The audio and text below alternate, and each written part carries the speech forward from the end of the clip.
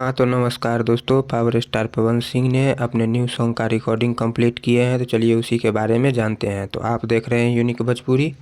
आप लोगों को बता दें कि भोजपुरी के पावर स्टार पवन सिंह ने कल एक न्यू सॉन्ग का रिकॉर्डिंग कंप्लीट किए हैं, जो कि 5 तारीख को आप लोगों को देखने को मिलेगा, जिसको लिखे हैं आशुतोष तिवारी और जिसमें म्यूजिक दिए हैं प्रियांशु सिंह, और जिसको अपने मधुर आवाज़ में गाए हैं भोजपुरी के पावर स्टार पवन सिंह। और एक और न्यू सिंगर है जिसकी खुलासा अभी नहीं हुआ है।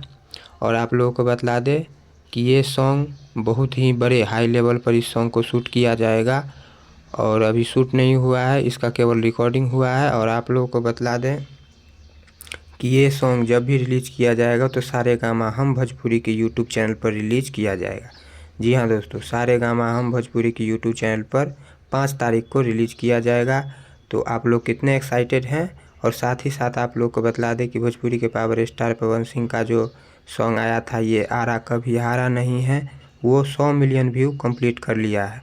तो वीडियो अच्छा लगा हो तो चैनल को सब्सक्राइब कर लीजिएगा, और साथ ही पावर स्टार पवन सिंह से जुड़ा हर एक अपडेट के लिए मेरे साथ बने रहिएगा। धन्यवाद दोस्तों।